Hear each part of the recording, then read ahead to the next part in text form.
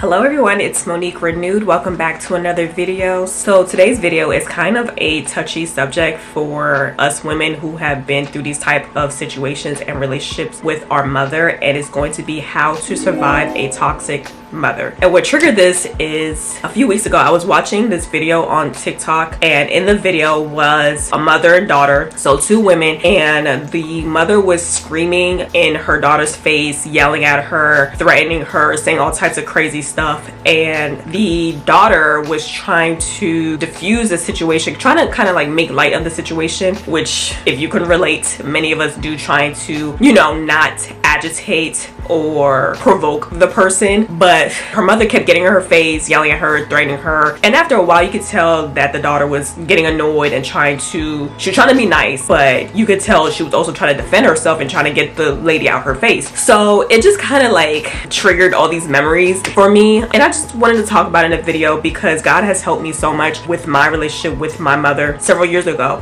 and you know, helped me to forgive her and to try to forget a lot of the traumas she has instilled in me that I feel like I still struggle with to this very day because of her, and trying to move past that. So I wanted to share with you guys some tips on how to survive a toxic mother. This is not an easy thing to kind of deal with, and it doesn't go away within like 2 to 3 weeks. It's like, oh, everything's fine. No, this takes several years to move past and move forward. And just to give some background and context to my dynamic with my relationship with my mom. So my mom and dad, they divorced when I was 6 years old. So I was really young and I don't really remember much as a kid. I do remember fights and arguments, but nothing like tumultuous on a day-to-day basis. But I do remember like one particular argument that was really bad.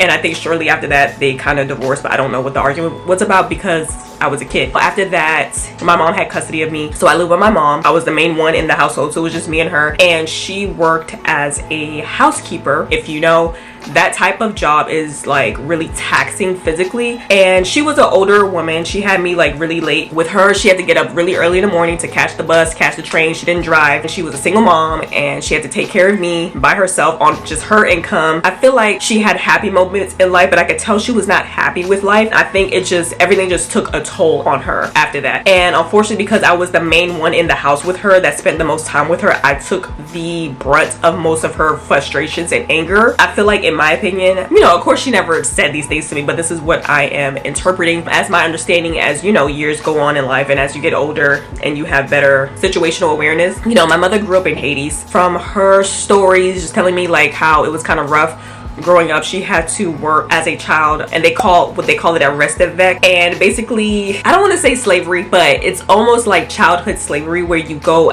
out to work in other people's homes and you cook and you clean for them. And they still do this now, interestingly enough. I think other places, especially in the Caribbean, they do this a lot, where they'll take like little girls and have them work in other homes for money, to earn money. So my mom did that when she was a kid. She said, you know, she didn't go to school, but her other siblings got to go to school and stuff, and she was the oldest out of several children. Given her background, I know life was rough for her, and she suffered with like illnesses like diabetes that took a toll on her as well. So, and then not being able to drive on top of that, it was a lot. And I just remember like as a kid having to, you know, get on the bus, carry groceries in my hand. It was freezing outside. It was just me and her. It was just like a lot of manual work, having to, you know, collect clothes to go to the laundromat, and having to go to social services to get Medicaid and food stamps, and filling out paperwork, translating because she wasn't that fluent in English, and it was just a lot. And unfortunately,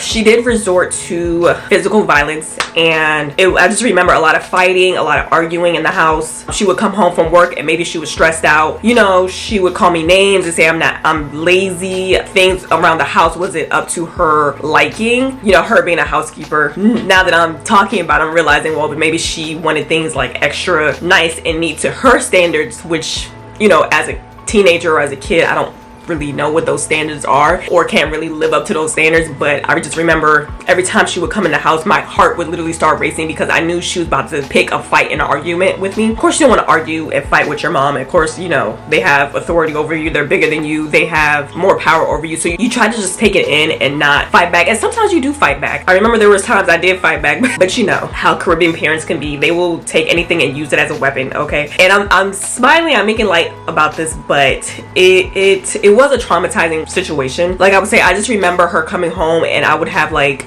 really bad anxiety. My heart would start racing. I would start to scramble around the house to make sure everything was, you know, clean and stuff like that. But it was like nothing was good enough for her. She would find something to pick an argument with, and I almost felt like she would treat me as her slave, you know, with the cleaning, with running errands, filling out paperwork, calling this place, calling that place, you know, serving her food. And it's like, as a kid, I can understand to a certain extent it was a bit too much for me, and especially because I was like, it was just me doing all this. It did take a toll on me mentally and, you know, of course physically, emotionally. And I felt like at one point I did hate this woman. Like, you know, growing older, I blamed her for a lot of my trauma. Like, I blamed her for the reason why I'm so quiet, because I used that as a defense mechanism against her so that she would just leave me alone. Like, I would just say nothing because I felt like anything that I would say would provoke this woman. No matter if I defended myself or didn't, it didn't matter. So it was just best to be quiet. And God had to work a lot of that out of me. And I feel like nowadays I'm more vocal and I'm better at setting my boundaries, but not 100%. I feel like my childhood did have like a lot to do with that. You know, saying I love you was not common in our household. Like, the only time that I heard her say I love you was after she beat me, and I've never heard it again after that. But one day,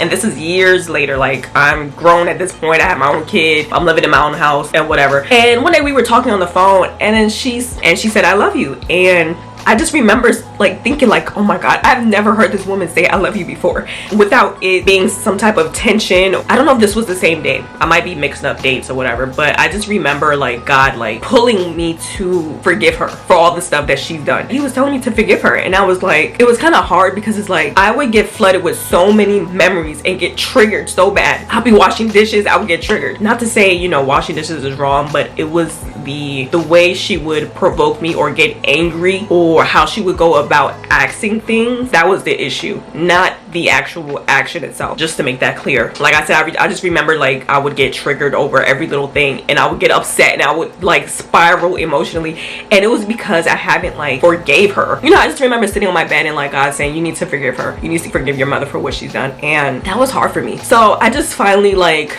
decided like, okay, just go ahead and forgive her. Go ahead and like just let it go. You know, I began the process of that, and that's the first thing that you need to do if you're going through a tumultuous relationship with your mother, is to first forgive her. Like I said earlier, I had to gain understanding as to why she would act like this. And it's so funny because like other family members would just be so shocked or kind of surprised, like when my mother would like talk bad about me to them, saying, oh, Monique did this and that and third, and they would be like, they would be kind of confused, but then, you know, she would convince them and they would side with her. But like literally outside people would think, and it's like the type of kid that I was didn't warrant all of that. So that's why I had to understand where she was coming from. And then she said herself she was abused, and she's told me some crazy stories about, you know, what happened to her and what she's been through. So I kind of had to like put the puzzle pieces together and be like, okay, even Jesus forgave the people that were crucifying him, and he said they didn't know what they were doing. Not that they didn't know that they were killing him, but they didn't have understanding of who he was and why they were doing this, and he forgave them. And I know I've messed up so many times in my life, and God still forgives me. So it's like, who am I to hold a grudge against somebody? So that's what I had to think of as I was in the process of forgiving my mother. So that's number one. Well, actually number one is prayer. Of course, you have to invite God into the situation, and he will lead you on what to do. Pray to God to help you break any generational traumas, because that's what it is. It's generational trauma or curses. It will literally go down the entire bloodline, but you have to make it a point to stop and break those cycles and break those curses. Because I would see like the same thing in my mom, and I would see it in me, and it would scare me. So I knew this was generational. I had to tell myself, I need to stop this now before I start to impart this into my kids, and it keeps just going and going and going and going. And like I said, number two is to forgive. Number three is to stop ruminating about the past. Like I said, I kept getting triggered at certain moments, even well after all of that happened. You have to sort of stop your mind from keep thinking about the same thing over and over and over again, because that's not real forgiveness. God doesn't bring up all the stuff that you do and throws it in your face, even though he said says he forgives you. He says he forgets your sin and he throws them as far as the east is from the west. You may have thought you forgave the person, but if you keep thinking about the situation and keep ruminating against it, keep getting mad all over again, that's how you know. If a memory makes you upset all over again, that's how you know you still have some stuff in there that you need to release. And that doesn't mean to say that you're doing it wrong, but it takes time to kind of forget about these things and kind of like release these things out of you. So what I like to do, I like to journal a lot. If I get upset, I'm gonna write it down. I'm gonna pray to God. I'm gonna cry to God. This is upsetting me. I'm angry because of this. You need to release it somehow and not holding it in. And that's what makes you walk around with bitterness and a grudge, is when you're holding in stuff and you're not releasing it. So I will write angrily. I'll fuss at God. I'm not gonna lie. Like, I will, you know, yell, I'll cry just to like let it out. And then afterwards I feel better. And then once you keep doing that process of forgiving, stop ruminating, praying, writing it down, releasing it, over time you'll realize, oh, that doesn't bother me as much as it did anymore. Oh, I could forgive my mom for all those things. Now I have better understanding as to why she did it. And that's not to say that what they did to you is justifiable or is correct, but at least you can move past it and move on with your life. And if you were to have kids, you're not bringing that whole mess into them. And, you know, releasing your frustrations out on paper or, you know, praying to God about it, it allows you to not release your anger out on other people and then making more of a mess for yourself. So yeah, that's all for today's video. Thank you for listening. I hope these tips were helpful. Comment below if you're currently struggling with this type of similar situation, you know, the process that you're in now and what you will implement to try to help release you from that bondage. Don't forget to subscribe and like, and I will catch you guys in the next video. Bye.